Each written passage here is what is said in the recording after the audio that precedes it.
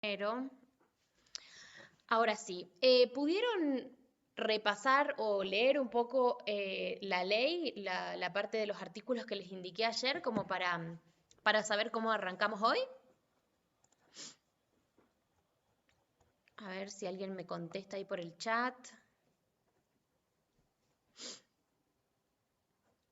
Bueno, vamos a asumir que sí, que pegaron una leída a los artículos en cuestión. De todas maneras, por supuesto que ahora vamos a hacer una lectura y nos vamos a meter de lleno en lo que es la determinación de oficio. Les voy a compartir mi pantalla, así podemos... Perdón. Bueno, vamos a compartir la pantalla y... perdón, esto no.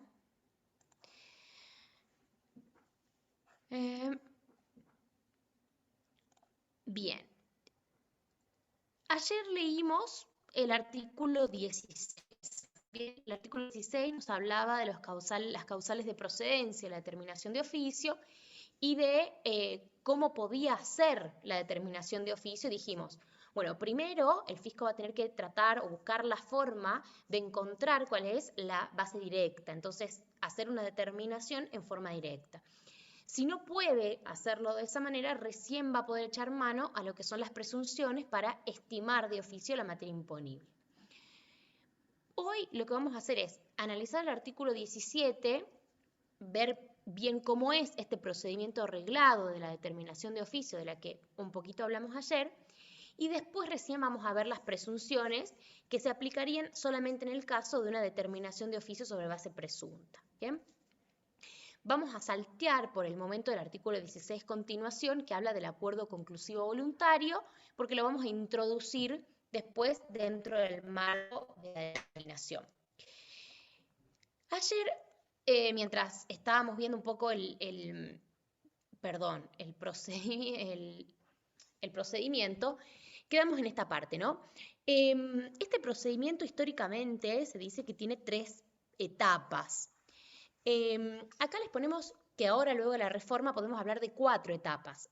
En realidad, una de estas, que es la tercera que les aparece ahí, que es el acuerdo conclusivo, es una etapa que es facultativa, es decir, puede o puede no estar en el procedimiento, al punto que todavía, y con ya un tiempo de que la reforma está en vigencia, todavía no está reglamentado. Entonces, podemos seguir hablando de las 3 etapas fundamentales. Estas etapas son la vista, la prueba y la resolución determinativa de oficio. El acuerdo conclusivo vamos a ver que tiene que estar antes de llegar a la 4ª etapa. Bien, eso es lo único que nos dice el artículo 16 continuación. Estas etapas se corresponden con lo que sería el ejercicio del derecho de defensa. Porque en la vista lo que vamos a tener es que el fisco hace una imputación de lo que está pretendiendo. El contribuyente, a partir de esta pretensión que va a tener el fisco, que se la va a notificar en esta vista, va a poder hacer ejercicio de este derecho de defensa. ¿Y cómo lo va a hacer? A través de un descargo y a través de toda la etapa probatoria, que enseguida lo analizamos bien. El fisco luego va a analizar esto que el contribuyente presentó en la etapa probatoria y va a llegar a una conclusión, que sería la resolución determinativa de oficio, donde va a decir, bueno, determinó tal cosa. Estas entonces son básicamente las 3 etapas que se coinciden, como decíamos, con lo que sería un proceso en sí, porque tenemos la imputación, toda la etapa probatoria de ejercicio del derecho de defensa y una conclusión que por supuesto que tiene que ser fundada. Analizado esto en grandes rasgos, ahora vamos específicamente a lo que nos dice el artículo 17, que les pido que lo vayan siguiendo en su ley. Entonces, fíjense, el procedimiento de determinación de oficio, vamos a cerrar estos, después los abrimos, ¿sí?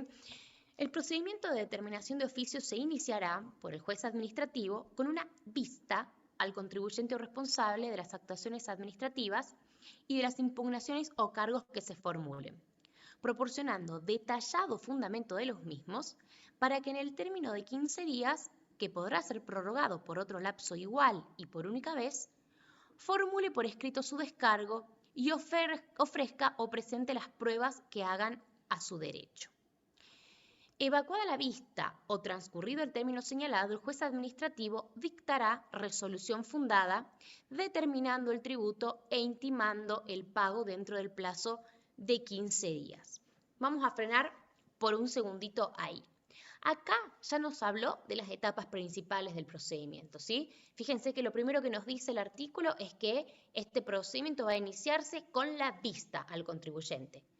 ¿Quién es la persona que va a firmar esta vista? El juez administrativo. ¿Se acuerdan que ayer hablamos que es un funcionario dentro de la administración que revierte de alguna manera cierta jerarquía y dijimos que tiene que o ser contador o ser abogado o tener un determinado tiempo en el ejercicio de funciones técnico-administrativas. ¿Y esto por qué? Porque tiene que ser la persona que garantice que en este procedimiento se respeten los derechos del contribuyente.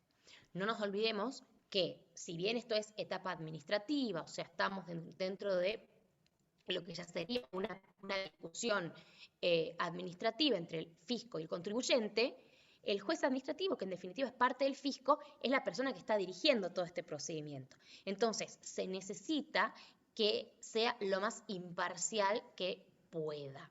Y el hecho de garantizar que tenga una formación adecuada, bueno, contribuye, ¿no?, un poco a poder respetar este procedimiento. Entonces, inicia con la vista, en la cual se le va a notificar las actuaciones administrativas y las impugnaciones o cargos que se formulen. Recuerden que toda la etapa anterior, que dijimos que iniciaba con la orden de intervención, íbamos a tener una serie de requerimientos, de idas y vueltas, que el fisco pedía cosas, el contribuyente contestaba, etc.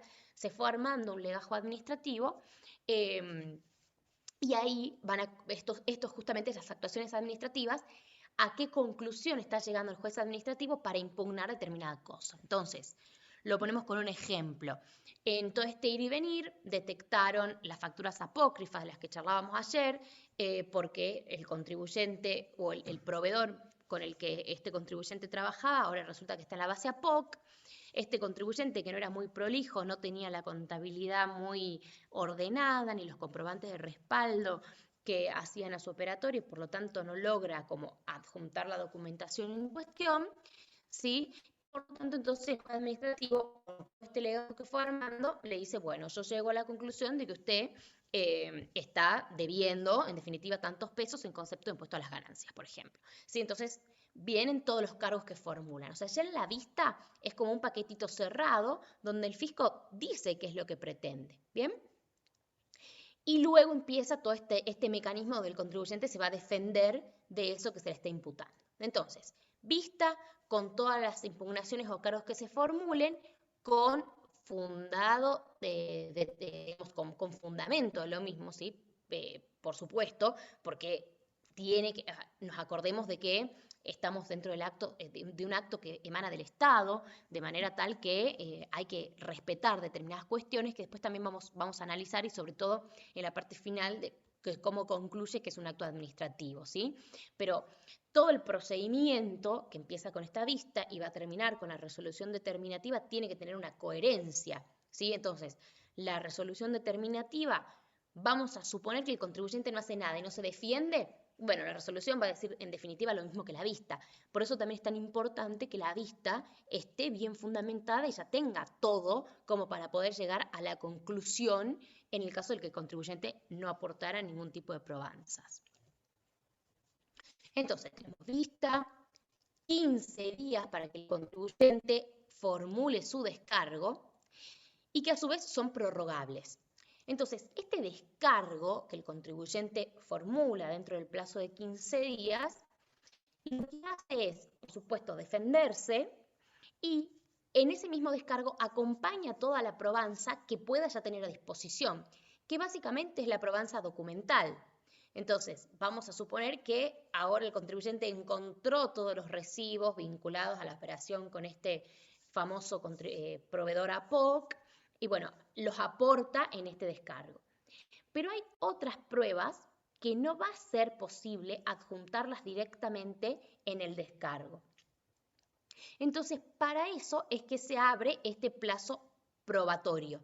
En el descargo, el contribuyente lo que hace es ofrecer la prueba. Entonces, produce la que tiene, o sea, ya la acompaña, y ofrece la que tiene que producir. Por ejemplo, si fuera a producir una pericia contable. ¿Bien? En un ratito vamos a ver de qué tipo pueden ser las pruebas, pero en definitiva va con toda la carne al asador, ¿sí? En el momento del descargo, lleva todo. Y dice, te ofrezco esto, esto, esto, esto, y te adjunto esto, esto, esto, esto, esto, para tratar de contrarrestar o de contradecir lo que el fisco está pretendiendo. Entonces, este plazo es una cosa. Si la ley nos dice que el término es de 15 días y no nos dice más nada, esos 15 días, ¿cómo son? Hábiles, administrativos. Entonces, no son 15 días corridos, ¿bien? Sino que son 15 días hábiles administrativos. Por ejemplo, esta semana el fisco decretó feria fiscal, de manera tal que si ahora, en la semana esta tan rara que tenemos, donde era feriado, no era feriado, al final fue feriado el lunes. Y estos días que todos los que podemos tenemos que trabajar en casa, bueno, el fisco dijo acá hay feria. Si hubiera un plazo que está corriendo, estos días no cuentan directamente, ¿sí? Porque no son días hábiles administrativos. Entonces, 15 días hábiles administrativos que se pueden prorrogar por 15 más. Si ustedes leen en detalle, acá dice podrá. El plazo podrá ser prorrogado. Esto quiere decir que el fisco puede aceptar el pedido de prórroga del contribuyente o puede no aceptarlo. O sea, primera cosa, el contribuyente le tiene que pedir, ¿bien?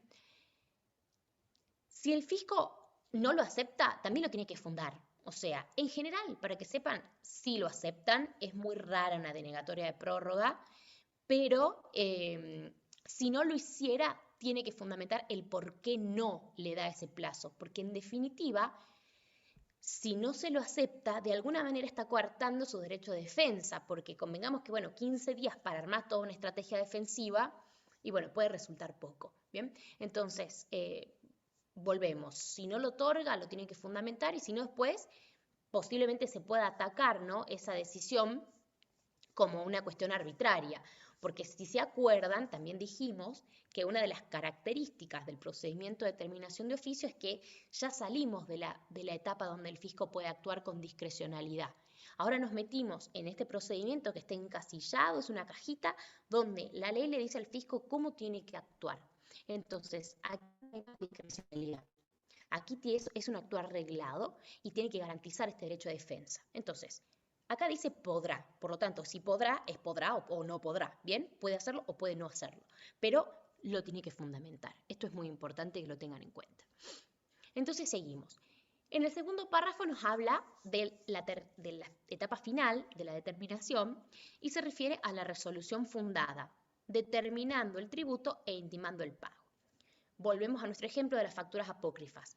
Llega al final, vamos a suponer que el contribuyente se defendió, pero la defensa no alcanza y el fisco dice, no, usted señor me está debiendo 100.000 pesos en concepto de impuesto a las ganancias, todo lo que estuvo probando en este periodo de tiempo y la verdad que no es suficiente, ¿sí? Entonces, en esa resolución fundamenta todo.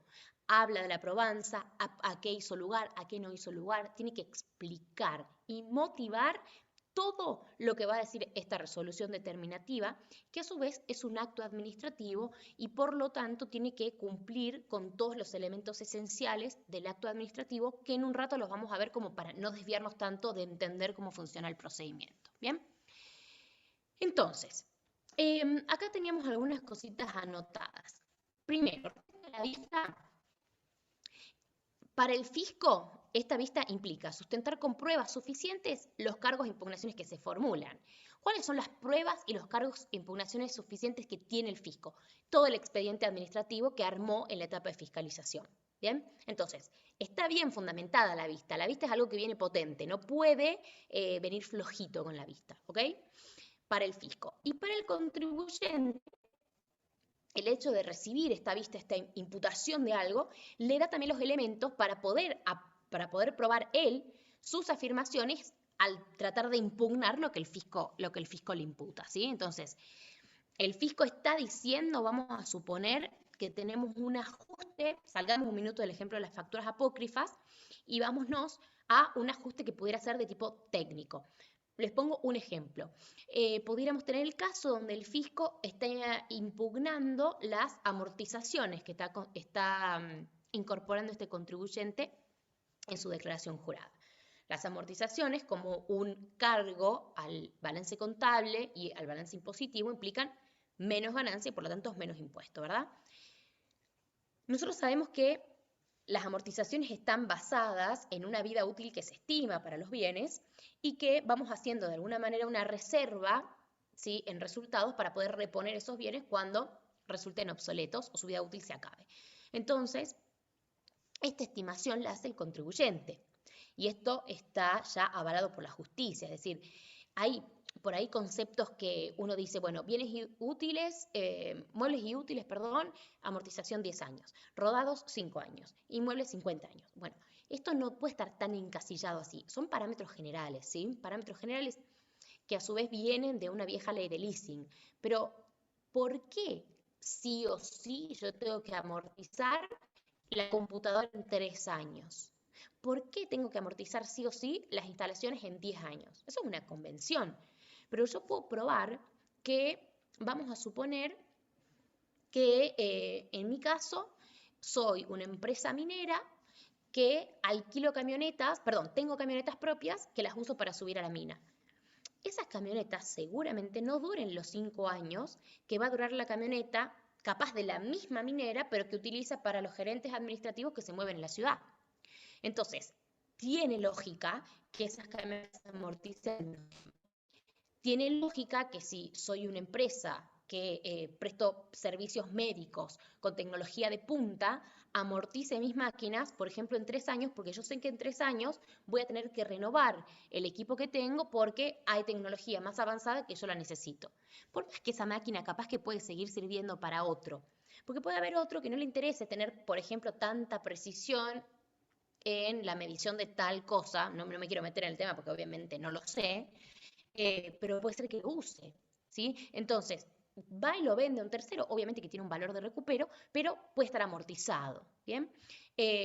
Otro ejemplo, una empresa que se dedica al corte de determinados productos y nada, se caracteriza porque el corte que tiene es perfecto. Bueno, la máquina que usa para cortar necesitará renovarse más seguido o los elementos cortantes más seguido, etc. Entonces, a lo que voy es que son criterios que se van a tener que probar en el caso concreto.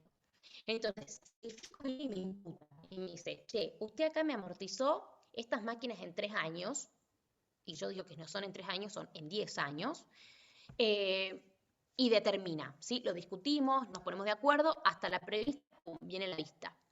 Vamos a la etapa probatoria.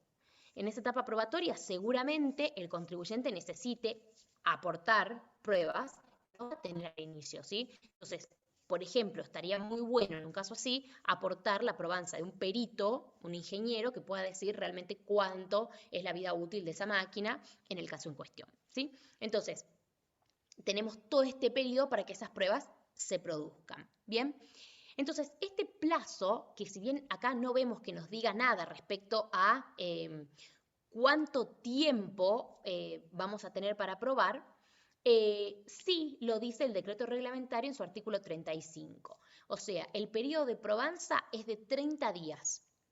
Es de 30 días y también son prorrogables. O sea, pueden ser prorrogados a pedido del contribuyente.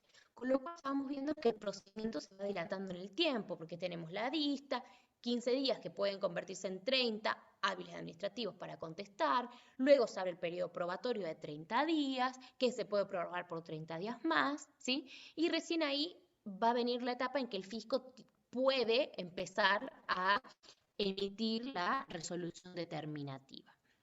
Otra cosa importante, que no lo dice aquí, pero ustedes lo tienen que saber, es que todos Profe, estos plazos que disculpe, vos ven acá, sí, el periodo probatorio empieza si el juez administrativo acepta las pruebas, ¿no? Porque si las rechaza, entonces dicta una resolución.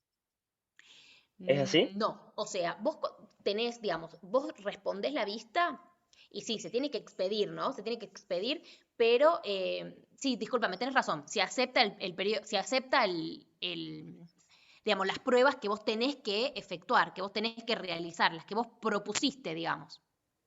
Sí, sí, Porque puede ser que vos en el escrito de descargo directamente ya acompañes toda la probanza y no necesites producir prueba nueva. bien. O sea que sí, puede ser que no tengamos estos 30 días. Es verdad. Porque si la rechaza directamente, hace el dictado de resolución que no. Sí, exacto, puede pasar el estado de Y la si, resolución. Que después y si el obviamente se sujeto no puede se presenta discutir el... también, ¿Cómo? si el sujeto no presenta ya las pruebas, también termina el acto con el Exacto. dictado de los... Bien, Exacto, si el contribuyente no hace nada y no presenta su probanza, que está un poquito más adelante en el artículo, pero está muy buena la intervención del compañero, el fisco ya está en condiciones directamente de ir a la resolución determinativa. O sea, ahí hay negligencia del contribuyente que no ejerció su derecho de defensa. ¿Bien? Respecto de la prueba, lo otro que les quería decir es cuáles son las formas, ¿no?, probatorias. Entonces, esto también viene, digamos, de la normativa administrativa y acá vale prácticamente toda la prueba que se admite en la ley de procedimientos administrativos, que pueden ser informes, pueden ser pericias, como dijimos recién, dictámenes, por ejemplo, hay un caso muy famoso donde una empresa estaba discutiendo una cuestión, el tratamiento fiscal de una cuestión bien compleja, y bueno, le pidió un dictamen a uno de los más capos a nivel nacional en lo que es tributación. Y bueno, esta persona, que se llamaba Vicente Oscar Díaz, les hace un dictamen favorable a la empresa, que el fisco, bueno, obviamente no compartió, se fue a resolución, se fue, lo discutieron en la justicia y todo, pero esto le sirvió al contribuyente para decir, che, yo tuve la diligencia, ¿no?, de asesorarme correctamente, era un tema muy complejo, muy discutido, entonces, por más que en este caso concreto la justicia le termina dando la razón al fisco, no hay multas. ¿Sí? Esto es importantísimo, porque hace también, ¿no?, al respaldar lo que el contribuyente hizo. Bueno, también nos sirven la probanza de tipo testimonial, que se usa poco, pero se podría usar perfectamente. La confesional, las presunciones, ¿sí? Las presunciones, nosotros por ahí siempre las vemos como para el lado del fisco, pero ojo, porque yo puedo usar presunciones para oponer a presunciones que el fisco a su vez utilizó, ¿bien? Y lo que sí no podemos usar acá es el tema, perdón, es para después, el tema de los alegatos, si no le demos bolilla por ahora. Bueno, entonces seguimos con el procedimiento. ¿Qué tiene que contener esta resolución fundada a la que llegamos en la etapa final del procedimiento? Nos lo dice el propio artículo 17, ¿sí? Esto también es pregunta de examen bastante seguido y por ahí no saben dónde encontrarlo. Está aquí. La determinación deberá contener lo adeudado en concepto de tributos y, en su caso, multa, con el interés resarcitorio y la actualización cuando correspondiesen, calculados hasta la fecha que se indique en la misma, sin perjuicio de la prosecución del curso de los mismos, con arreglo a las normas legales y reglamentarias pertinentes. Entonces, fíjense, el fisco llega a este final, a la resolución fundada, y ahí que dice, bueno, primera cosa, lo dice en el primer párrafo, determina el tributo e intima su pago. Entonces, se determina que el contribuyente en cuestión debe los 100.000 pesos en concepto de impuesto a las ganancias y se intima para que dentro del plazo de 15 días pague o, esto es importantísimo, ejerza los recursos que considere pertinentes, o sea, discuta. Entonces, tiene 15 días el contribuyente para aceptar en definitiva la resolución determinativa de oficio o para discutirla, que después vamos a ver cuáles son esas vías para discutirlas, ¿bien? Pero tiene 15 días. Y el fisco lo tiene que poner en su resolución, lo tiene que decir. Por más que el contribuyente también lo tenga que saber, el fisco tiene que decir que tiene este plazo para poder impugnar o discutir. Pero además es necesario que en esta resolución, donde me dicen cuánto es lo que pretenden que yo pague de tributo, eh, también tiene que decir cuánto pretenden que yo pague de multa. O sea, la multa tiene que ser aplicada en el mismo acto. Si el fisco no aplica la multa en este acto de resolución determinativa, pierde la posibilidad de hacerlo. Y eso es muy importante. Pierde la posibilidad de hacerlo, porque se entiende que hay indemnidad para el contribuyente. ¿Bien? Entonces, si no lo hizo ahí, chau, no lo puede hacer más. No me puede aplicar una multa después. Ah, me olvidé de aplicar la multa. No, perdió fisco. ¿Sí? Y también los intereses resarcitorios liquidados ¿sí? Hasta el día en que se está intimando. Sin perjuicio, por supuesto, que esos intereses siguen corriendo hasta el día en que se pague efectivamente la suma correspondiente. Y si estuviera vigente el tema de la actualización, bueno, también cuánto es el concepto de actualización que se está debiendo. O sea, en definitiva, en esta resolución me tiene que decir todo. Me cuenta un poco la historia de qué hizo, cómo llegó a la conclusión que llegó, fundamenta a lo que llega, me dice cuánto le debo en concepto de tributo, intereses, actualizaciones, multa, me intima el pago y me dice que puedo discutirlo. ¿Ok? Entonces, ahí tenemos marcadas las distintas partes del procedimiento. El párrafo siguiente nos habla de la posibilidad de que el procedimiento caduque. Y esto, si ustedes prestan atención, lo que les decía recién y que creo que justo habló el compañero y no lo terminé de decir, todos los plazos de los que estuvimos hablando hasta aquí son para el contribuyente. Esos son plazos perentorios. Si no los cumplo, pierdo. ¿Sí? Si yo no presenté la prueba en el momento que tenía que presentarla, después no puedo hacerlo, ¿sí? O sea, son plazos perentorios. Si yo no contesté el descargo, después no puedo. Entonces, tengo estos plazos perentorios que son para el contribuyente. Entonces, vista, 15 días ¿para qué? Para que el contribuyente presente el descargo. Después, 30 días para que el contribuyente produzca las pruebas. ¿Sí? Después, cuando termina, 15 días para que el contribuyente pague o discuta. Pero hasta aquí ninguno de esos plazos iba en contra del fisco o jugaba, digamos, para que el fisco tuviera que respetarlo. Este que vamos a ver ahora, que es el vinculado a la caducidad, sí es para el fisco. Entonces, fíjense lo que nos dice. En el supuesto en que transcurrieran 90 días desde la o del vencimiento del término establecido en el primer párrafo, sin que se dicte resolución, el contribuyente o responsable podrá requerir pronto despacho. Pasados 30 días de tal requerimiento, sin que la resolución fuere dictada, caducará el procedimiento sin perjuicio de la validez de las actuaciones administrativas realizadas y el fisco podrá iniciar por única vez un nuevo proceso de determinación de oficio previa autorización del titular de la AFIP, de lo que se dará conocimiento dentro del término de 30 días al organismo que ejerce la superintendencia de la AFIP con expresión de las razones que motivaron el evento y las medidas adoptadas en orden interno. O sea, acá que dice, si bien todos los plazos de los que estuvimos charlando son para que el contribuyente sea el que se mueve, el fisco tiene un plazo desde que notifica la vista y vence el plazo para contestarla, o sea, los primeros 15 días de lo que nos habla el primer párrafo, estos de aquí, después de esos 15 días tiene 90 días para dictar la resolución determinativa. O sea, en el medio se supone que vino la probanza. ¿Qué pasa con estos 90 días? Vamos a suponer que pasan los 90 días y el contribuyente no hace nada. El fisco sigue ahí, o sea, no pasa nada, puede dictar la resolución después. Pero si el contribuyente le presenta un pronto despacho, que básicamente es como golpearle la puerta a la AFIP y decirle, AFIP, por favor, resuelva, lo que hace es ponerla de alguna manera en alerta de que tiene que terminar el procedimiento. Entonces, no lo puede hacer antes de los 90 días, está claro. Hábiles administrativos, repito, si no nos aclara, siempre son hábiles administrativos. Entonces, 90 días pide pronto despacho el contribuyente. 30 días a partir de que el contribuyente presentó el pronto despacho, va a tener tiempo para dictar la resolución determinativa. Si no lo hacen esos 30 días, ahí es cuando el procedimiento caduca. La caducidad es una sanción de tipo civil, es decir, es como que pierde la posibilidad de seguirlo, ¿sí? Se pierde el derecho. Entonces, es como que todo lo que hizo queda en vano.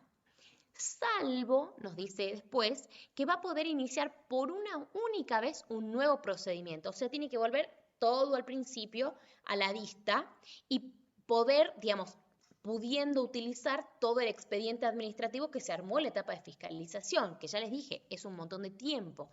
O sea, el hecho de que el juez administrativo deje caducar implica una pérdida importante para la FIP, ¿sí? En términos de trabajo que hizo. Entonces, acá dice, bueno, vamos a suponer que el contribuyente pidió pronto despacho, pasaron los 30 días, caduca el procedimiento. Bueno, el fisco puede usar esos expedientes para iniciar un nuevo procedimiento, una nueva determinación de oficio. Pero ojo, porque primero, que no lo va a hacer el mismo juez administrativo que lo hizo, sino que lo va a hacer otro.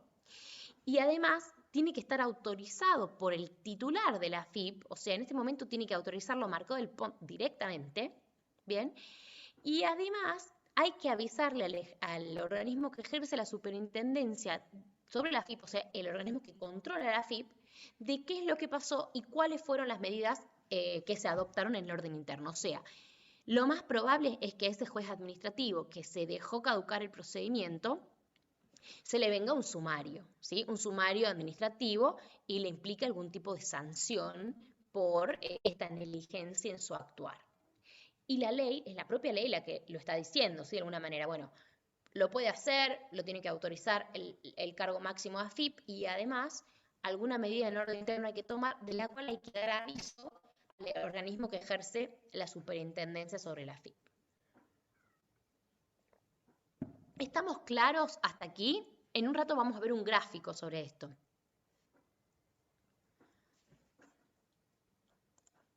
Profe, una consulta. Sí, decime. Valeria le habla. ¿Cómo se materializaría el pronto despacho? Es un escrito sencillísimo. Le podés poner, literalmente podrías ponerle perenganito de tal, AFIP su despacho. Vengo por la presente a solicitar pronto despacho respecto al expediente número tal. Chao. Una cosa muy sencilla, es un escrito que se presenta y se añade al expediente. Bien, gracias, profe. De nada. Bueno, entonces, aquí básicamente está resumido el procedimiento. En este artículo 17 nos habló de todas las partes, nos habló de los plazos, lo complementamos, acuérdense, con el artículo 35 del decreto reglamentario y con toda la parte, digamos, de la ley de procedimientos administrativos que nos habla de cuáles son las pruebas que podemos presentar y que después los invito a que la lean. El próximo párrafo nos habla de algunas cositas que ya dijimos ayer, que sería digamos, otras causales de procedencia de la determinación de oficio. O sea, una es para extender o efectivizar la responsabilidad solidaria del artículo 8, que lo dijimos ayer, y el otro nos habla de cuando queremos discutir cuestiones conceptuales en las liquidaciones administrativas, ¿sí? O sea, está un poquito mezclado, porque si se acuerdan, las otras causales las teníamos en el artículo 16, ¿bien? En el 16 teníamos el tema de cuando no se hayan presentado declaraciones juradas, resulten impugnadas las presentadas. Y aquí tenemos las otras dos causales, responsabilidad solidaria y artículo 11. Acá está lo que el compañero nos decía recién. ¿Qué pasa si el contribuyente no hace nada? Fíjense, no será necesario, perdón, esto es cuando rectifica, no será necesario dictar resolución determinando de oficio la obligación tributaria si antes de ese acto prestase el responsable su conformidad con las impugnaciones o cargos formulados, lo que surtirá entonces los efectos de una declaración jurada para el responsable y una determinación de oficio para el fisco. O sea, acá que nos dice, vamos a suponer que ya estamos dentro del procedimiento determinativo y en el medio el contribuyente decide conformar el ajuste fiscal y directamente rectifica y chao. Entonces, en ese caso no hace falta llegar a la conclusión del procedimiento, no hace falta ir hasta la resolución determinativa porque en definitiva ya el contribuyente estuvo de acuerdo, ¿sí?, con las impugnaciones o cargos que se le formularon. Entonces, ¿qué pasa en esos casos? Porque ya había iniciado el procedimiento. Nos dice específicamente el artículo cuáles son los efectos. Para el contribuyente, los efectos son los de una declaración jurada, rectificativa, por supuesto, y rectificativa en más seguramente. Y para el fisco, una determinación de oficio. Que básicamente esto qué implica. En el contribuyente, si rectifica, ustedes saben que presentó una declaración jurada, bueno, el efecto de una declaración jurada es que eso pasa a ser deuda firme y exigible, por lo tanto, si no lo paga, lo pueden ejecutar. Va a presumirse que eso está ok, salvo que el fisco después lo impugne, porque lo puede impugnar. Pero ojo, porque para el fisco es una determinación de oficio, por lo menos por la materia que estaba discutiéndose y que vamos a ver en un ratito que tiene determinadas trabas para poder después indagar en lo mismo que ya indagó en su momento, ¿sí?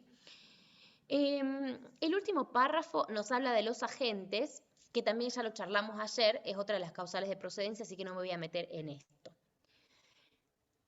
Voy a saltear un minuto el artículo 18 a continuación y 19, perdón, y 18 a continuación para ir a los efectos de la determinación de oficio, que es lo que estábamos charlando recién. Entonces, ¿qué pasa una vez que tenemos una determinación de oficio?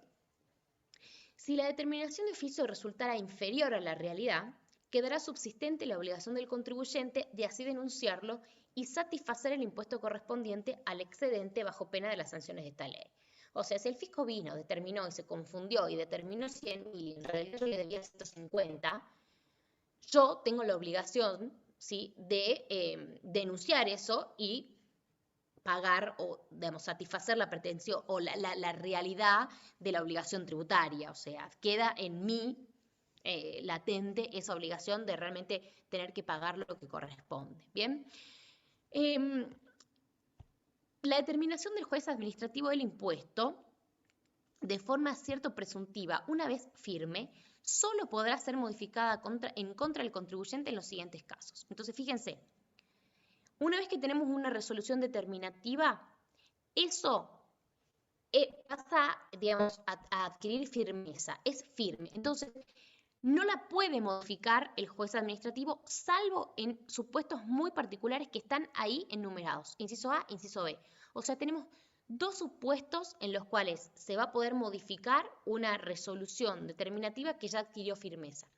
El primero es cuando la resolución respectiva hubiera dejado expresa constancia de que esa determinación tenía carácter parcial, ¿sí? Entonces, y a su vez hubiera definido los aspectos que han sido objeto de la fiscalización, en cuyo caso serán susceptibles de modificación aquellos aspectos no considerados. Entonces, vamos a poner un ejemplo muy concreto. A mí me están determinando el IVA de los periodos enero a abril y sus consecuencias en el impuesto a las ganancias por esos periodos. Si después el fisco me quiere revisar mayo en adelante, lo puede hacer, porque esa determinación era parcial, estaba acotada a determinados meses, ¿bien? O vamos a suponer que dejara expresa constancia de que está acotada a determinada operación. Entonces va a poder volver sobre el resto de las cuestiones que no hubiese visto, aunque fueran dentro del mismo periodo fiscal. Pero para eso tiene que decirlo expresamente, o sea, en la resolución determinativa tiene que quedar expresa constancia de que esta resolución fue parcial. Y el segundo supuesto es cuando surjan nuevos elementos de juicio o se compruebe la existencia de error, omisión o dolo en la exhibición o consideración de los que sirvieron de base de la determinación anterior. Cifras de ingresos, egresos, valores de inversión y otros. O sea, cuando el contribuyente de alguna manera hubiera llevado al fisco a que se equivoque, ¿sí? Porque si el error es del propio fisco por su negligencia, ¿sí?, esto sería admisible de aplicar la teoría de los actos propios, por lo cual el fisco no puede después aludir a su propia torpeza para reabrir una determinación, ¿sí? O sea, se tiene que entender en el sentido de que tiene que ser el contribuyente el que llevó al fisco a equivocarse en la forma en que le exhibió la documentación, el tipo de probanza que les hizo, etc. O sea, está mal la determinación, pero por culpa o dolo del contribuyente. Entonces, solamente en estos dos supuestos, el fisco podría reabrir o rever de alguna manera un periodo en un impuesto determinado que ya fue analizado con anterioridad. Si no, chao, eso no lo puede revisar nunca más. Entonces, los efectos de la determinación son estos, ¿sí? Para el contribuyente le deja, en definitiva, la tranquilidad de que esos periodos no se los podrían revisar más, salvo estos supuestos muy particulares. ¿Esto está claro hasta aquí?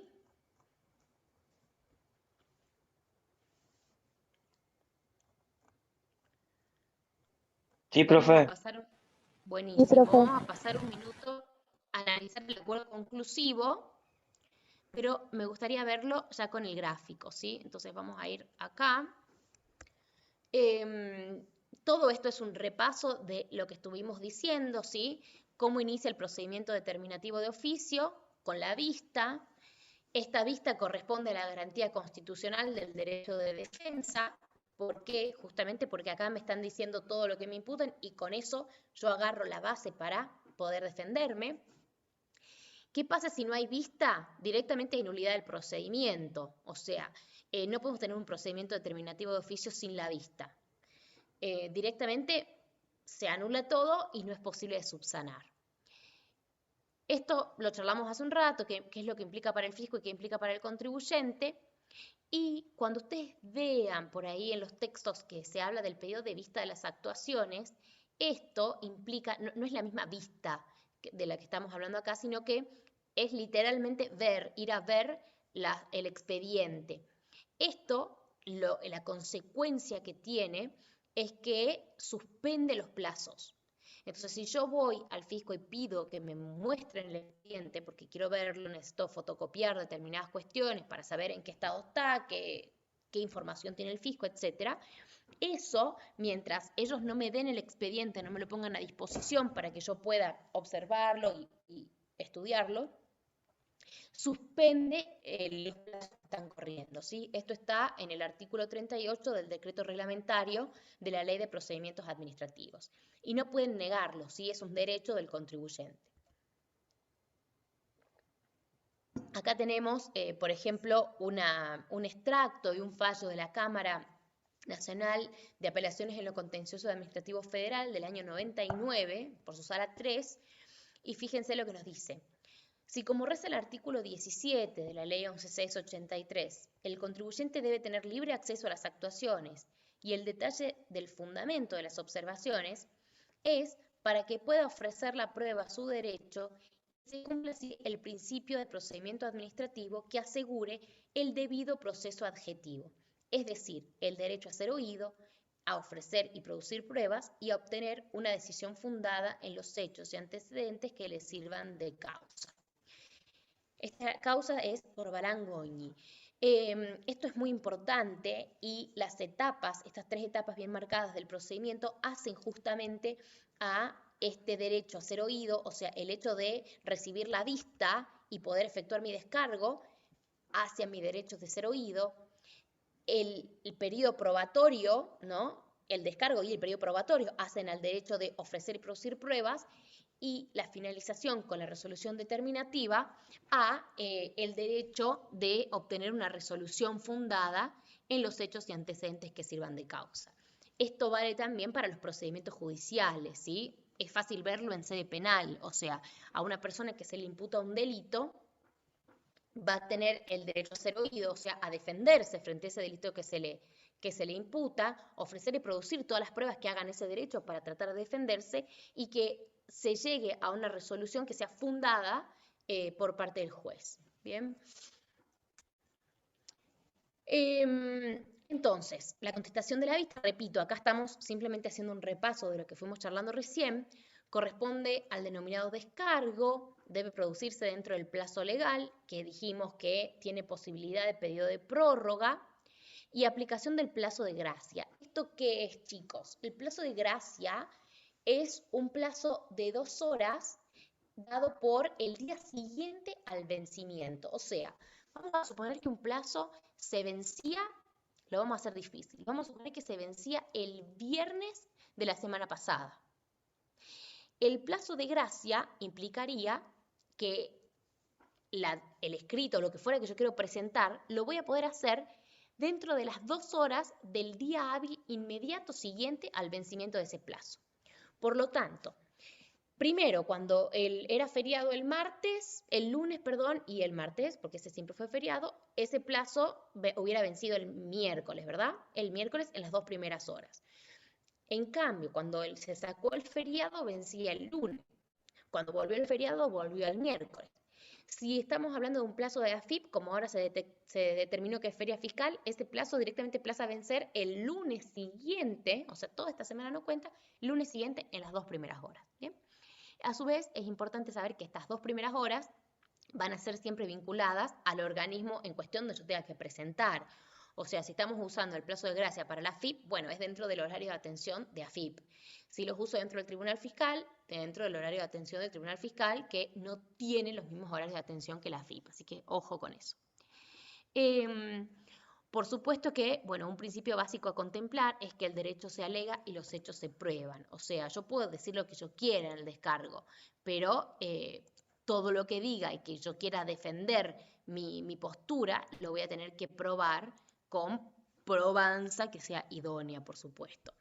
Y por eso también es que el fisco puede no hacer lugar a las pruebas. Cuando no hace lugar a las pruebas, en general es porque son pruebas que se consideran como meramente dilatorias, ¿sí? O improcedentes. Entonces no hace lugar porque dice, bueno, acá el contribuyente lo único que está queriendo es tratar de ganar tiempo y no realmente hacer un ejercicio de derecho de defensa. Pero repito, eso tiene que ser fundado, porque si no puede rozar la arbitrariedad y bueno, pues eso puede ser causal después de poder discutir, impugnar ese acto por arbitrario, ¿sí? ¿Qué más tenemos? En la etapa probatoria,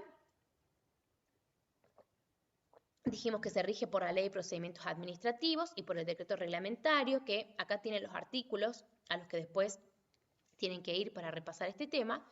El plazo de 30 días dijimos que puede prorrogarse, que es facultativo para el fisco, es perentorio, si yo no utilizo ese plazo de 30 días, los pierdo.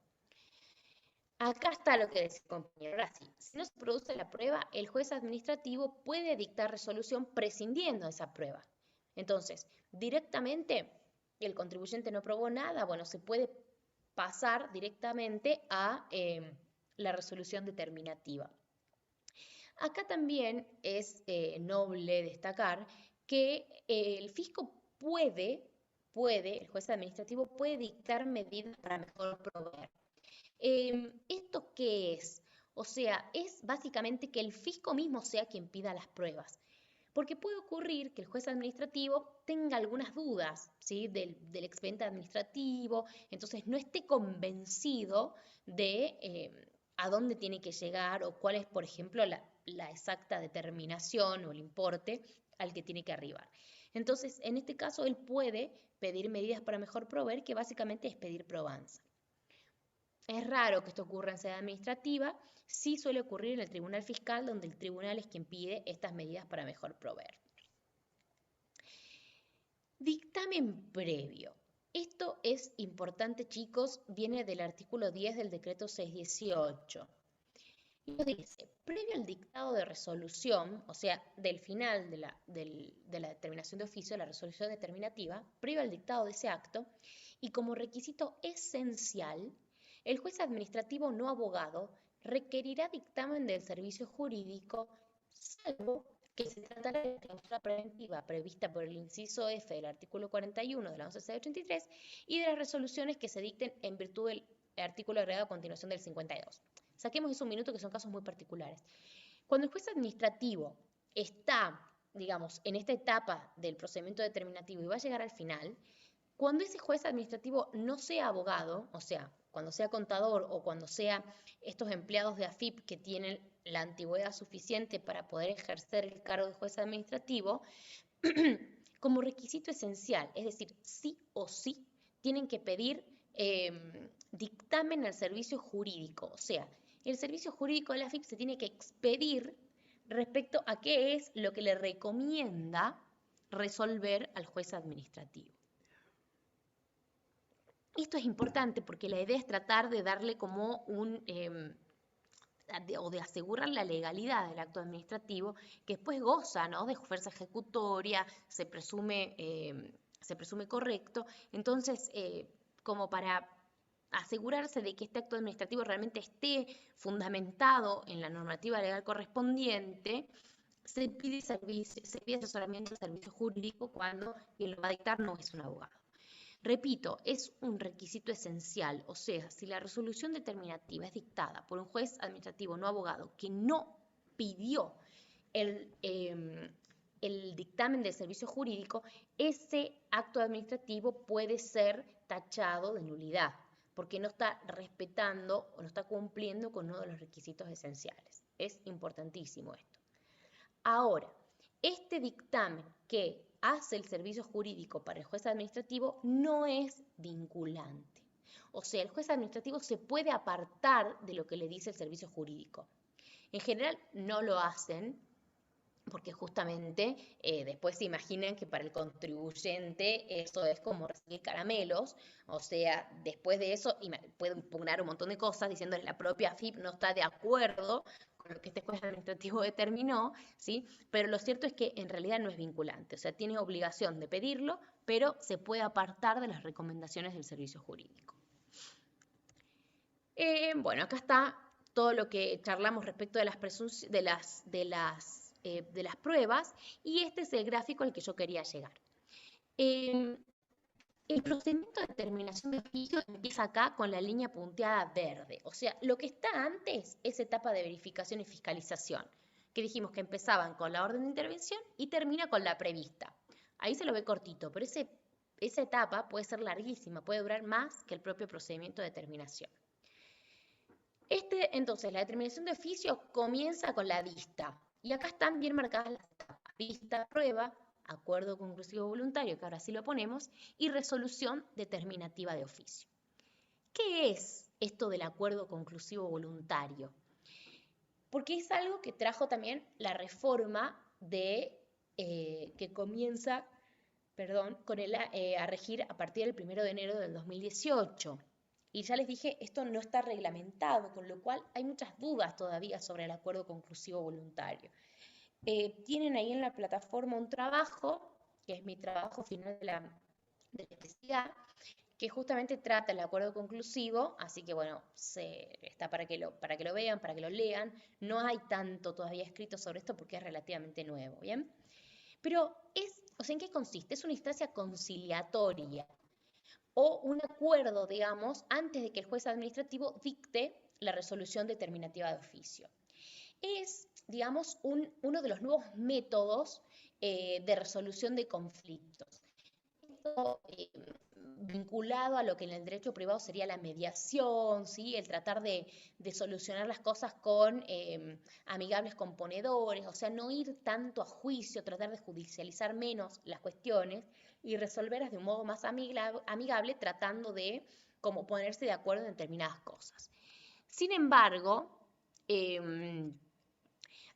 una serie de cuestiones a tener en cuenta, porque primero es muy importante saber que el fisco no tiene la facultad para disponer del crédito fiscal. Es decir, el fisco no puede cobrar el tributo si le parece, y si no le parece no cobrarlo. O sea, no tiene la posibilidad de disponer, no puede decir le cobro a este contribuyente y a este no. O en este caso sí o en este caso no. Tiene que hacerlo, ¿bien? Tiene que, ya les dije, buscar la verdad material y cobrar. Entonces, se planteó un poco con el tema del acuerdo conclusivo cuando recién salió, pero acá no hay alguna contradicción de alguna manera con lo que sería la indisponibilidad del crédito fiscal. Y bueno, algunos autores lo plantean, consideran que esto puede ser así, pero vamos a ver que está acotado, o sea, no siempre vamos a poder ir a una etapa de acuerdo conclusivo. Primera cosa importantísima a saber es que es facultativo para el fisco. El artículo 16 continuación, que después lo vamos a leer, nos dice que el fisco podrá habilitar esta instancia de conciliación. O sea, el fisco podrá, y por lo tanto cuando dice podrá, dijimos podrá o no, o podrá no hacerlo. Entonces, si deciden no hacerlo no pasa nada. Pero no dice nada respecto al si el contribuyente lo puede pedir o no. A nosotros nos parece que perfectamente podría pedirlo porque todos tenemos el derecho de peticionar ante las autoridades, de manera tal que si yo considero que están dadas las causales para ir a un acuerdo conclusivo y creo que me conviene, bueno, puedo pedirlo. Pero lo cierto es que el fisco es el que va a terminar teniendo la palabra para habilitarlo o no habilitarlo. El objetivo, bueno, es el objetivo de todos estos medios alternativos de resolución de controversias, que es reducir la litigiosidad. O sea, evitar tener que ir a un juicio, que eso por supuesto es costoso para la sociedad, tiene un plazo determinado, en algunos casos tributariamente es una estrategia ir a juicio y esperar que salga una moratoria para pagar, pero la idea es esta, ¿no? Tratar de reducir. El artículo 16.1, entonces yo les dije, nos va a decir cuáles son las causales de donde el fisco va a poder abrir el acuerdo. O sea, tienen que estar dadas estas causales para que el fisco recién decida si lo abre o no lo abre. O sea, no es siempre, ¿bien? Entonces, ¿qué nos dice este artículo 16? Que se va a poder habilitar cuando resulte necesaria para la apreciación de los hechos determinantes y la correcta aplicación de la norma al caso concreto. Entonces, apreciación de los hechos, o sea, vinculado un poco al hecho imponible, a tratar de ver, bueno, realmente cuál es el hecho imponible en su apreciación, ¿no? Y ver frente a este hecho imponible cómo se le aplica la norma al caso concreto. Es decir, tiene que haber algún tipo de cuestión dificultosa respecto de los hechos para que no haya un acuerdo en cuanto a cuál es el tratamiento que se negar y el contribuyente opine una cosa, el fisco opine otra. Entonces, en estos casos se podría habilitar el acuerdo conclusivo. Y a mí lo que me parece es que puede ser aplicable, ¿no? A este caso algunas cuestiones que van a estar dadas por el propio avance de la tecnología, de la ciencia. Hace un par de años, ¿a quién se le hubiese ocurrido que yo les iba a estar dando esta clase desde mi casa y que ustedes iban a estar escuchándola desde las suyas, capaz en pantuflas y teados así? A algunos les encanta, a otros no, pero lo cierto es que la tecnología va avanzando a velocidades rapidísimas y el derecho siempre viene por atrás de la evolución de la vida social, ¿no? Y el derecho tributario no escapa a eso. Entonces, el hecho de tratar de captar hechos imponibles en el derecho tributario, que ojo, porque tiene que estar en la norma, puede llegar a darse alguna situación donde no esté en duda que hay un hecho imponible, o sea, que hay una manifestación de capacidad contributiva que va a estar alcanzada por determinado impuesto. Pero sí no está claro, bueno, cuál es la base, cómo la determino, ¿sí? Cómo llego a cuantificar. A eso se refieren un poco estas causales, ¿bien? Fíjense la segunda, que también podría estar vinculada un poco a esto. Cuando sea preciso realizar estimaciones, valoraciones o mediciones de datos, elementos o características relevantes para la obligación tributaria que dificulte su cuantificación. O sea, el primero, el de los incisos, hace más referencia al hecho en sí, el segundo ya a una dificultad en cuantificar ese hecho imponible. ¿Bien? Y el tercer supuesto es cuando se trate de situaciones que por su naturaleza, novedad, complejidad o trascendencia requieran una solución conciliatoria. A esto le vamos a hacer una pequeña crítica en un ratito cuando veamos un poco más qué nos dice el artículo, pero básicamente nos dice, bueno, hechos que de alguna manera terminen resultando o muy nuevos, entonces no sabemos cómo tratarlos, muy complejos, necesitamos de alguna manera algún acuerdo para llegar a su medición, ¿bien? Entonces, sí o sí en alguno de estos supuestos. Segunda cosa, el fisco puede habilitarlo, pero puede ser que se den los supuestos y el fisco decida no habilitarlo. O sea, está dentro de sus facultades. Pero también nos dice el artículo 16 a continuación cuando no corresponde el acuerdo conclusivo. Y no corresponde en los casos en que corresponda hacer una denuncia penal. O sea, si el fisco ya está viendo dentro de este proceso determinativo de oficio que estamos llegando a una conclusión donde acá hay una evasión que amerita o que puede llegar a caer en la ley penal tributaria y previsional, bueno, no va a haber lugar al acuerdo conclusivo y sería un poco el principio este del Estado no negocia con terroristas, ¿no? Entonces, ¿cómo nos vamos a poner a conciliar en algo donde estamos viendo que hay una denuncia penal de por medio? O sea, es bastante lógico que no se admita en estos casos. Pero vamos a suponer que sí se habilita, que el fisco decide, bueno, vamos a hacer el acuerdo conclusivo. Dijimos, es un método alternativo de resolución de controversias. Entonces, por ahí uno se hace la idea de que funcionaría más o menos como funciona una mediación en el derecho privado. Y no, porque fíjense que este acuerdo se va a poner a consideración de un órgano de conciliación colegiado. O sea, el juez administrativo pone a consideración este acuerdo que haría con el contribuyente al órgano de conciliación colegiado. ¿Quién integra este órgano de conciliación colegiado? Y bueno, sería lógico pensar, y bueno, algún tercero imparcial. Pues no, está integrado por la propia AFIP. Nos dice que lo van a integrar funcionarios intervinientes en el proceso que motiva la controversia. O sea, el juez administrativo no lo dice, pero parecería ser, ¿no? Funcionarios pertenecientes al máximo nivel técnico jurídico de la AFIP. Perfecto, de acuerdo con que esas personas lo integren. Y las autoridades de Contralor Interno que al respecto se designen. ¿Que la designe quién? La AFIP. O sea que este órgano de conciliación colegiado está conformado por AFIP, AFIP y AFIP. Y el contribuyente brilla por su ausencia.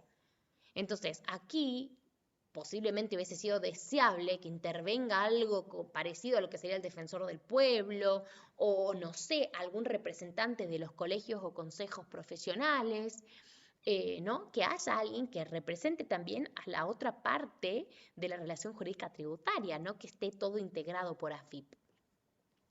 Entonces, esta es una de las cuestiones que, a mi entender, va a hacer fracasar este instituto, porque ¿quién querría entrar a un acuerdo conclusivo, que se lo pones a consideración al juez administrativo, después solamente lo revisa la AFIP, en el medio siguen corriendo plazos que te generan intereses y que además, y fíjense el tercer punto, puedes solicitar garantías para resguardar la deuda a motivo del acuerdo? O sea, mientras estamos viendo cómo acordamos para llegar a un buen puerto, en el medio puede ser que me estén pidiendo que yo, no sé, ponga una cautelar, ponga no sé, un seguro. Entonces son costos que va a tener que asumir el contribuyente para entrar a este acuerdo donde en definitiva tiene mucho más peso el AFIP que él, ¿no? Entonces, por ahí son muchas cosas que están un poco desbalanceando la balanza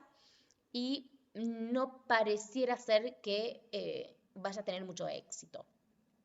Entonces, este órgano de conciliación colegiado lo que hace es emitir un informe recomendando una solución conciliatoria o directamente su rechazo. ¿Bien? Pero además, como si fuera poco que lo propuso el juez administrativo, lo analiza AFIP, AFIP, AFIP, después tiene que ser aprobado por el administrador federal. Entonces, si vemos, hay como demasiada intervención por parte de AFIP en el acuerdo conclusivo y muy poco por parte del contribuyente. El contenido de la solución a la que se arribe, vamos a suponer que el contribuyente está de acuerdo, se considera íntegramente aceptado por ambas partes, ¿sí? Entonces, ya directamente nos pusimos de acuerdo, listo, vamos para adelante. Eso constituye título ejecutivo, o sea, más o menos sería como el hecho de yo presentar la declaración jurada, tiene ese mismo efecto, de que ya con el acuerdo conclusivo el fisco puede ejecutar, aunque el contribuyente no rectificara. O sea, no lo dice, ¿sí? Pero el hecho de decir que constituye título ejecutivo implica que ya el fisco lo puede cobrar. Insisto, aquí falta reglamentación que complemente a la ley, ¿bien? También nos dice el artículo 16 continuación que AFIP no podrá desconocer los hechos que lo fundamentaron ni discutirlos en otro fuero, salvo que se compruebe que se trata de hechos falsos. Esto también parecería un poco medio tirado de los pelos porque estamos hablando de que tuvimos toda una etapa de fiscalización donde AFIP revisó lo que quiso revisar. Entramos a un procedimiento determinativo donde el juez administrativo revisó lo que quería revisar. Y ahora digan que si es que hay hechos falsos, que ya la AFIP lo revisó por todos lados, AFIP en esos casos podría desconocer, o sea, es medio tirado de los pelos que se pueda dar esa situación, ¿sí? Pero bueno. Y lo otro que dice, y que está vinculado con la tercer causal, digamos, de procedencia del acuerdo, que les decía recién, que era esto de temas complejos, novedosos, etcétera, nos dice que no sienta jurisprudencia salvo cuestiones de puro derecho. Entonces acá también se presta esto de, ¿para qué haríamos un acuerdo conclusivo, ¿no? que después no sirve? O sea, sirve solamente para ese caso concreto, salvo que fuera una cuestión de puro derecho. No sé, por ejemplo, si solo estuviéramos discutiendo la gravabilidad de las jubilaciones en el impuesto a las ganancias. Bueno, una cuestión de puro derecho. Pero si no, no sienta jurisprudencia, que, al margen de que la palabra jurisprudencia está mal usada, no sienta precedente sería. O sea, no se puede usar ese acuerdo conclusivo para otros casos cuando una de las causales dijimos que era situaciones que por su naturaleza, novedad, complejidad o trascendencia requieren una solución conciliatoria.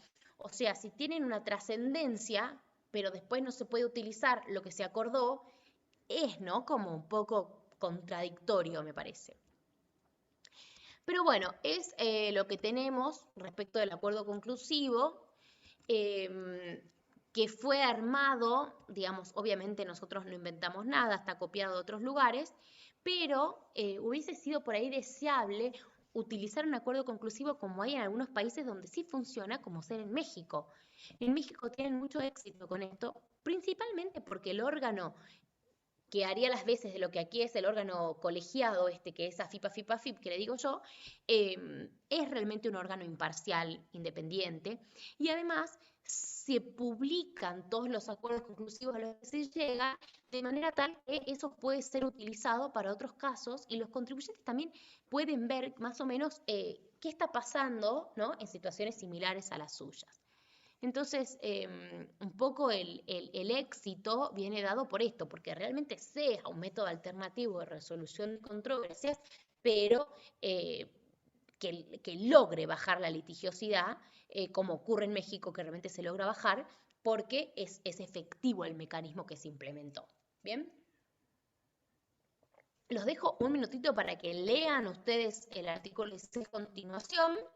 Y seguimos, porque si no sigo leyendo yo ya estoy harta de escucharme, estoy aturdida. Les doy 2 minutitos para que lo lean y seguimos con la tercera etapa repasándola.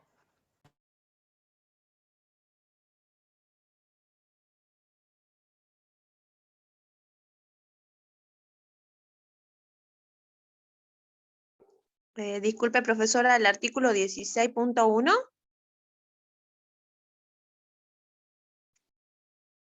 Profesora. Sí, disculpa, no se me cancelaba el silencio. Sí, el 16.1 se los puse ahí en pantalla. ¿Ustedes lo pueden ver o no? Sí, sí, gracias, sí, sí. Perfecto.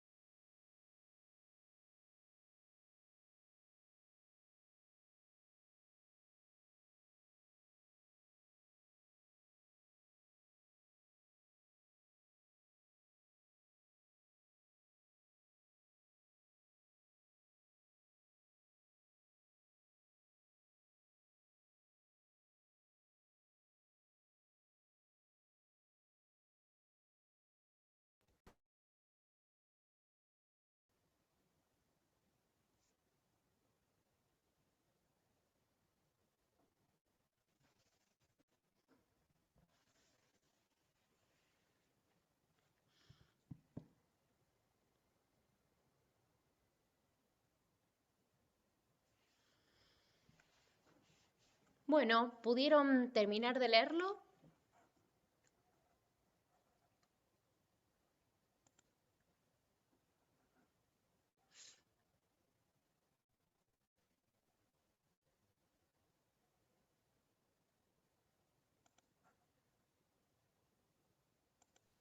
Sí, profesora.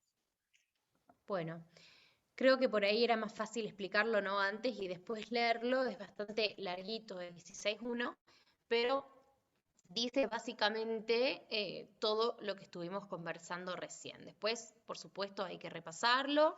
Está ahí el trabajo para que lo lean, para que lo vean.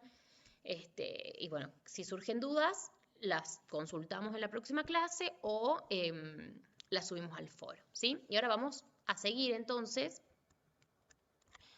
con la etapa final, que es la de determinación de oficio.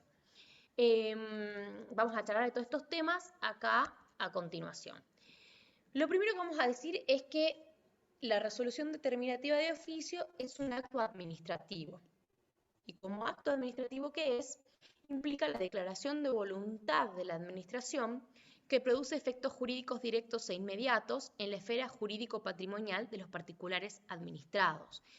Por esto, chicos, es que decimos que tiene que estar garantizado que este procedimiento tenga que ser reglado y respetar, ¿no? Todas las cuestiones que vengo insistiendo tanto, porque en definitiva, una vez que tenemos la resolución determinativa, tenemos efectos en el patrimonio de los particulares. También, como acto administrativo que es, se presume legítimo y goza de fuerza ejecutoria. Y es por esto que si el contribuyente dentro de estos 15 días que se le da de plazo para pagar no paga, el fisco, y tampoco discute, ¿no? Tampoco discute, el fisco directamente puede ir al juicio de ejecución fiscal y ejecutar lo que determinó en concepto de tributo y sanciones que correspondiere. Por otro lado, impide que los recursos que interpongan los administrados suspendan su ejecución y efectos, salvo que una norma expresa establezca lo contrario. Esto es súper importante. El hecho de que se presuma legítimo y goce de fuerza ejecutoria hace que este acto en principio ya tenga que llevarse a cabo, ¿sí? En principio.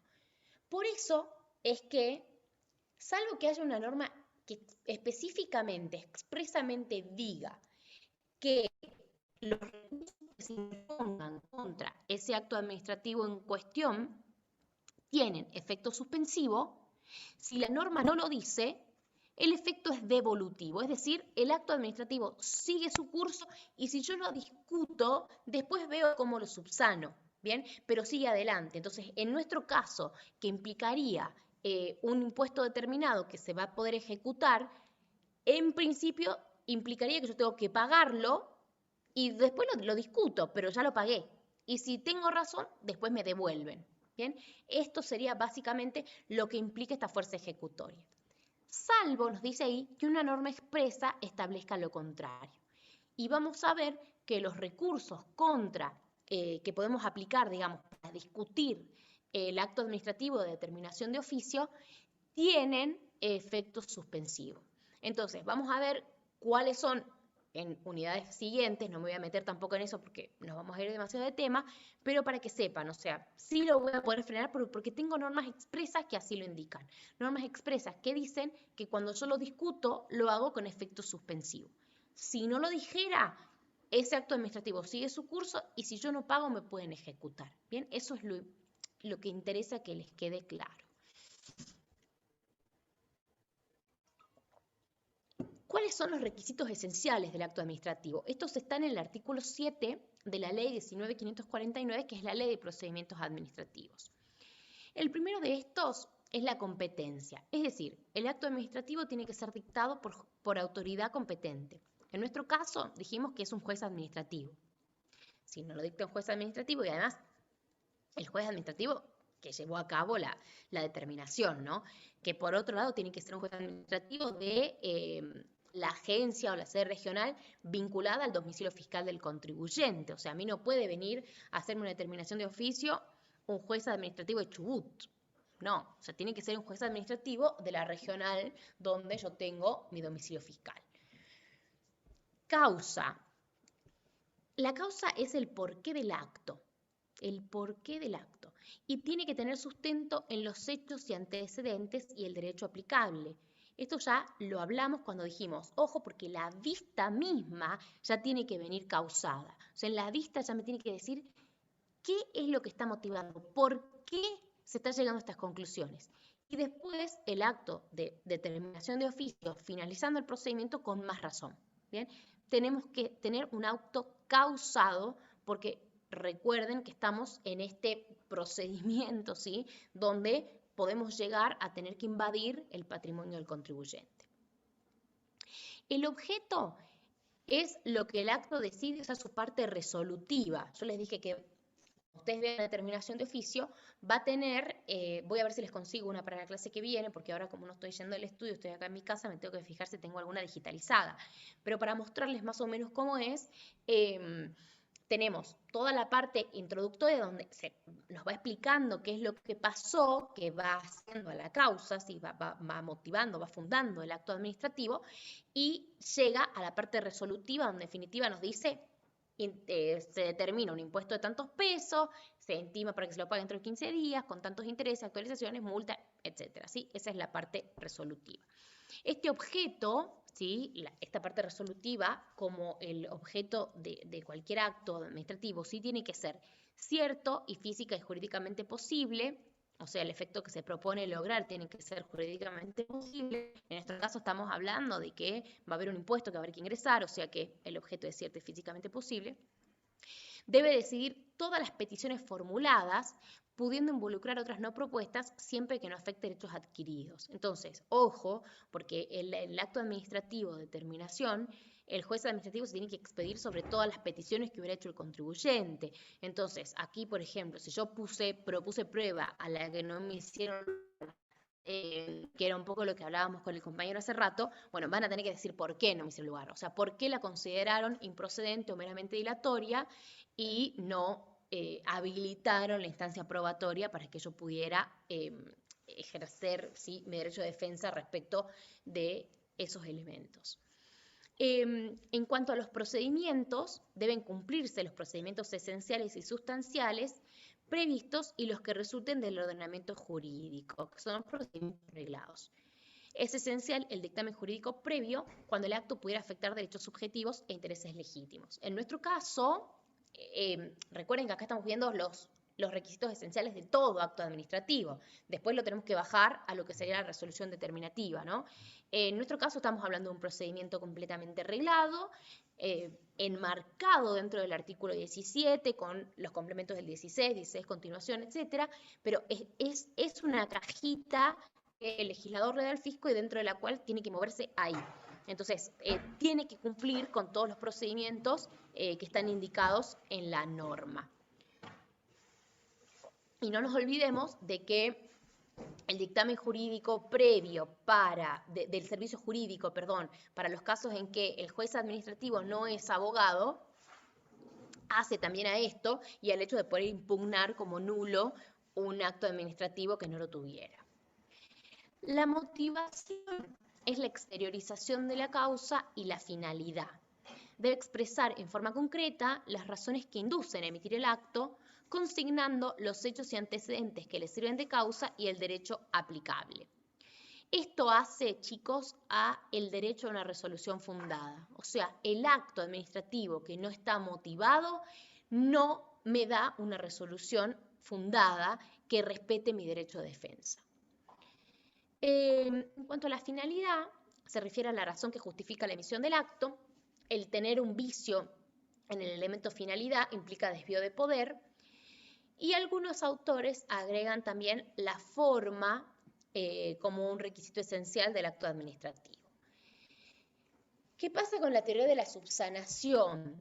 Esta teoría lo que nos dice es que si un acto administrativo no cumpliera con alguno de los requisitos esenciales, y en tanto y en cuanto este requisito después pudiera subsanarse, pues bien, puede hacerlo la administración y un poco seguir adelante, como nada, aquí no pasó nada, se solucionó el problema y seguimos, ¿sí? Entonces, esto merece, ¿no?, algún tipo de reparo porque la administración tiene que actuar de manera diligente, de manera ética. eh, no es cuestión de que, bueno, me equivoqué y listo. Porque además también es injusto, porque el otro extremo de relación jurídica tributaria, que es el contribuyente, no tiene este derecho, ¿no?, a equivocarse y listo, ya pasó. No, esto viene con sanciones, viene con intereses, viene con determinadas cuestiones. Entonces, bueno, por ahí no está bueno tampoco que a la administración se le permita, ¿no?, con tanta laxitud, tener cierta negligencia en su actuar y permitirle subsanar cuestiones tan importantes como requisitos esenciales del acto administrativo.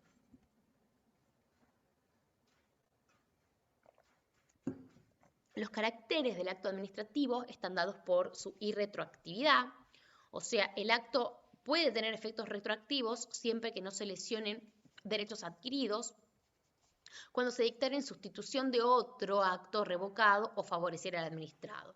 O sea, si no, no. En principio, los actos son dictados para regir el futuro y nunca para atrás, ¿sí? O sea, es realmente una excepción el hecho de que algo pudiera ser retroactivo, y lo más importante es no afectar derechos que ya hubiesen sido adquiridos por los contribuyentes. La presunción de legitimidad, de la que ya hablamos, que básicamente hasta que no sea declarada en sede administrativa la nulidad del acto, este goza de presunción de legitimidad y se encuentra en plena vigencia. La ejecutoriedad, de la que también charlamos, que está vinculada, ¿no?, un poco al hecho de que, como se presume legítimo, tiene fuerza ejecutoria.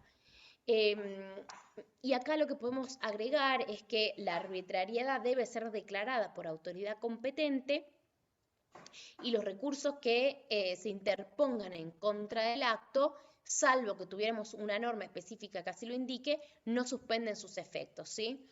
Y quien pretende la ilegitimidad o nulidad debe obviamente probar aquello que alega en la instancia correspondiente.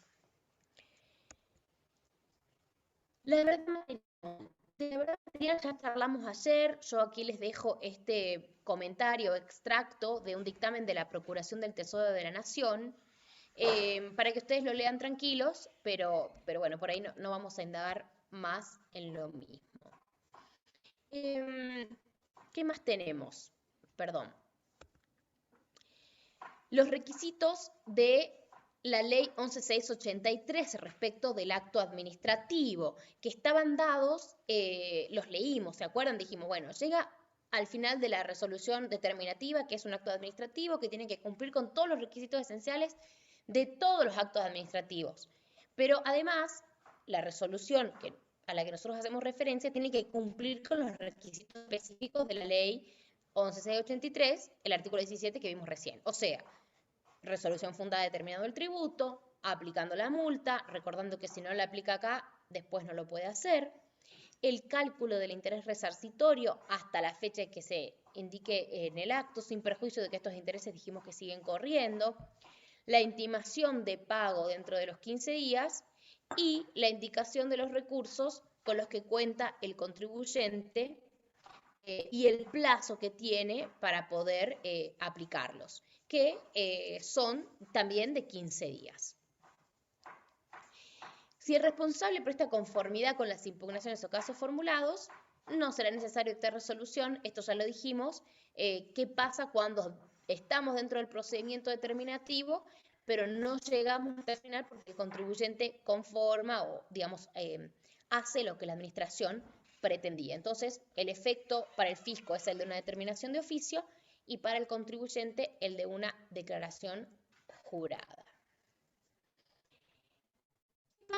Respecto de la nulidad del acto administrativo. Va a ser de nulidad absoluta e insanable, es decir, no se puede solucionar un acto administrativo que tenga algún tipo de vicio en algunas de estas cuestiones que vamos a ver a continuación. Primero, cuando la voluntad de la administración resultara excluida por error esencial, dolo, en cuanto se tengan como existentes, hechos o antecedentes inexistentes o falsos, violencia física o moral ejercida sobre la gente o por simulación absoluta. O sea, vamos a poner un ejemplo extremo. Un juez administrativo que estuviera determinando de oficio a un narcotraficante que le amenaza a la familia y de esa manera el juez administrativo hace una determinación muy laxa o directamente no la hace, bueno, ahí la voluntad de la administración representada en ese juez administrativo está viciada. Entonces, al estar viciada, ese acto es nulo, de nulidad absoluta e insanable. Bien. También va a ser nulo de nulidad absoluta o insanable cuando fuera emitido mediante incompetencia, fuera en razón de la materia, del territorio, del tiempo, del grado, salvo en el último supuesto del grado que la delegación o sustitución estuvieran permitidas. Esto, chicos, sale del decreto 618, o sea, se supone que las facultades las tiene el administrador federal, pero por delegación hay algunas cuestiones que las va delegando en funcionarios de rango inferior, todos con la calidad de jueces administrativos, ¿sí? Pero el ejemplo con esto de la incompetencia era el que les puse recién. No puede venir a hacerme una determinación de oficio un juez administrativo de Tierra del Fuego, de Neuquén o de otra jurisdicción que no fuera la de la repartición donde yo estoy inscripto, ¿sí? Tengo el domicilio fiscal. Otra de las causales sería la falta de causa, por no existir o ser falsos los hechos o el derecho que se invocan, por violación de la ley o por violación de las formas esenciales o de la finalidad que inspiró su dictado. Es decir, son todos casos bastante extremos, ¿sí? ¿Qué pasa si el contribuyente presenta conformidad con la liquidación? Es lo que charlamos recién, así que se los dejo simplemente ahí para que les quede escrito. ¿Y qué pasa con la caducidad del procedimiento? Que también la conversamos, no la voy a leer, sino que se las voy a dejar para que ustedes la tengan ahí anotadita. Lo que vamos a hacer hoy es, por lo tarde que es, no llegamos a ver las presunciones sin agobiarlos, me parece. Vamos a hacer un pequeño repaso de las normas que vimos hasta ahora, pero en la normativa provincial. O sea, nosotros ahora estamos analizando la ley 11.683, que es de aplicación nacional, ¿sí? Para tributos federales. Pero todo esto vamos a ver que después está replicado en los códigos fiscales. Y es bastante parecido, ¿sí? O sea, todos los códigos fiscales en este sentido son similares y tienen a su vez normativa que es bastante parecida a la de nivel nacional. Entonces, si nosotros nos vamos al Código Fiscal de Salta, perdón, yo acá estaba en presunciones, pero esto no lo vamos a ver hoy. Perdón. No, ya me pasé. Vamos a ver que nos habla de la determinación de oficio en forma bastante similar. Fíjense, respecto a la determinación de las obligaciones fiscales, lo primero que nos dice, lo tenemos en el artículo 29 del Código Fiscal de Salta, que la determinación se va a hacer sobre la base de declaraciones juradas, que los contribuyentes van a presentar a la Dirección de Rentas, salvo cuando este código o una ley especial indiquen expresamente otro procedimiento. O sea, el sistema autodeterminativo aplica también a los tributos provinciales, salvo que la propia ley o el código fiscal dijeran que tenemos un procedimiento diferente, como ocurre, por ejemplo, para el impuesto de sellos, que lo pusimos de ejemplo ayer. El artículo 30 viene a ser un poco parecido al nuestro 13, el que nos dice que la declaración jurada está sujeta a verificación administrativa y sin perjuicio del tributo que en definitiva se liquide o determine la dirección, el declarante es responsable por lo que declaró, ¿sí? Entonces, esta responsabilidad en definitiva no cae por el hecho después de tener que presentar una declaración jurada rectificativa o porque el fisco tenga que hacer una determinación de oficio, ¿sí? Y esto, al igual que a nivel nacional, va a tener su réplica o sus consecuencias infraccionales. Acá ya nos habla directamente de la determinación de oficio. Fíjense, artículo 31. La dirección verificará las declaraciones juradas para comprobar la exactitud de los datos en ellas consignados. Cuando el contribuyente o responsable no hubiere presentado declaración jurada o la misma resultare inexacta por ser falsos o erróneos los hechos consignados o por errónea aplicación de las normas del código o de las leyes especiales, de fiscales especiales o las disposiciones reglamentarias, la dirección determinará de su oficio la obligación fiscal sobre base cierta o presunta. O sea que si vemos, básicamente también nos habla de las causales de procedencia que nos hablaba el artículo 16 de la 11683. Entonces, cuando el contribuyente no presenta declaraciones juradas o cuando estas fueran inexactas, en ese caso puede la dirección de rentas proceder a la determinación de oficio, que puede ser en base cierta o en base presunta. El artículo 32 nos habla de la base cierta o base presunta y nos dice que la base cierta va a corresponder cuando el contribuyente o responsable suministra a la dirección los elementos necesarios comprobatorios de las operaciones, actos, situaciones, servicios, beneficios o mejoras que constituyen hechos imponibles o cuando este código u otra ley establezca taxativamente cuáles son los hechos y circunstancias que la dirección debe tener en cuenta. Y después nos dice, y que también tenemos que entenderlo como lo entendemos en la 11683, que la base presunta es siempre supletoria, o sea, si no puede ir por base cierta, dadas esas condiciones que nos indica el primer párrafo del artículo 32, recién va a poder ir el fisco a la base presunta, ¿sí? Y esta base presunta va a proceder cuando no se llenen los extremos previstos en el párrafo anterior y deberá ser efectuada por la dirección considerando los hechos que permitan inducir en el caso particular la existencia y medida del hecho imponible. No me voy a meter hoy en presunciones porque quiero que las leamos fresquitos, tranquilos mañana para entenderlos. Bueno, mañana no, el lunes es la clase. Pero lo que sí les voy a decir respecto a la base presunta es que es una estimación de oficio. O sea, el fisco no llega en estos casos, sea que estemos hablando del fisco nacional o de los fiscos locales, no llega al verdadero monto, al real monto de la obligación tributaria, sino que lo estima, se aproxima ese importe, ¿bien? Y lo hace a través de lo que se conocen como indicios o presunciones. Las presunciones son un mecanismo que lo que hace es tomar un hecho que es cierto, que es conocido, que es medible por el fisco, y que por la habitual, desencadenamiento de los hechos, este hecho lleve a presumir que se va a dar una consecuencia determinada. Entonces, el ejemplo que por ahí siempre ponen en modo gracioso es de una pareja donde el señor marido encuentra a la mujer así muy esquiva, chateando mucho por el celular y sospecha que su mujer lo engaña.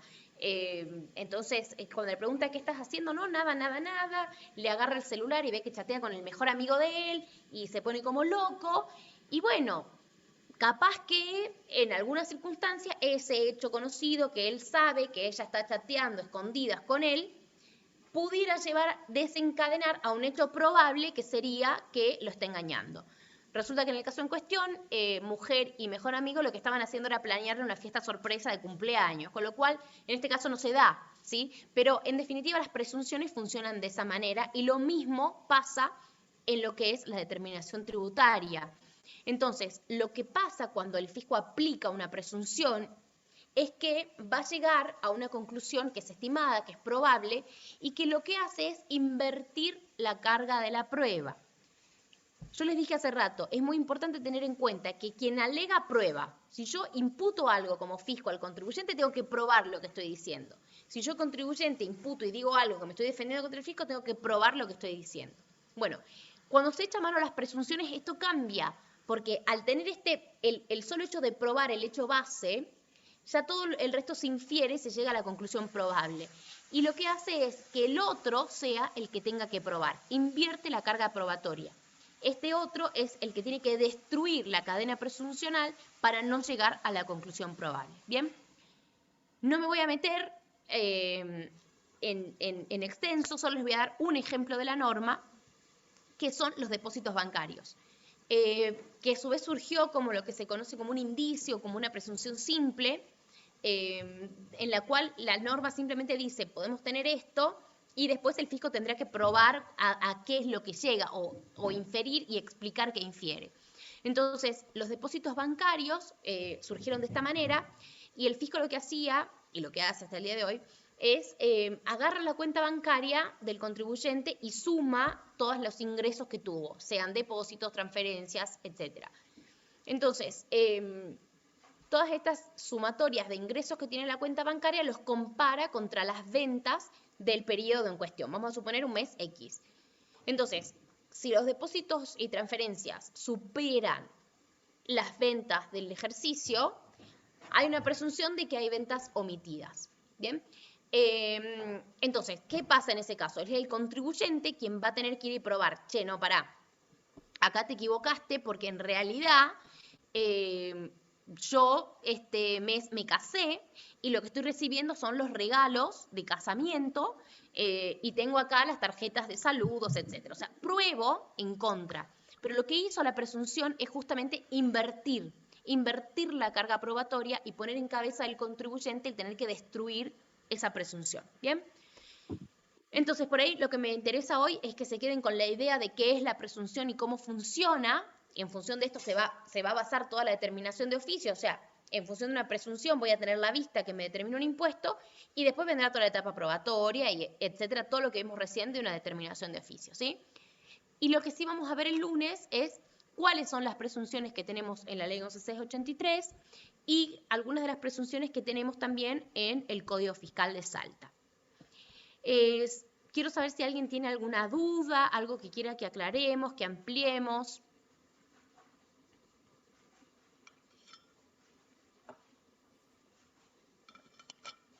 Me estoy quedando sin voz. Bueno, de todos modos, yo les digo, les pido que traten de repasar estas cosas que vimos. El material que usamos ya está en la plataforma.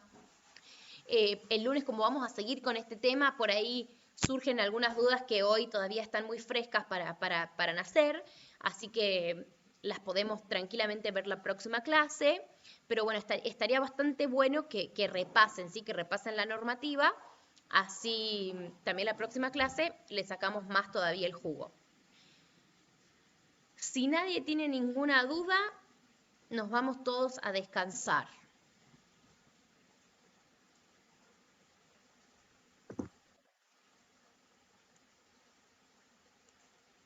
¿Se durmieron? Que les hablé de las presunciones, ¿están muy cansados?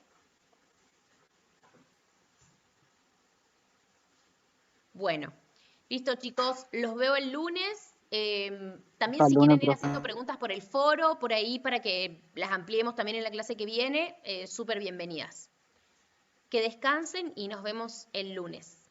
Adiós. Gracias, profe, hasta el lunes. De nada. Chau, chau. Hasta el lunes, profe. Chao, profe. Chau, chau.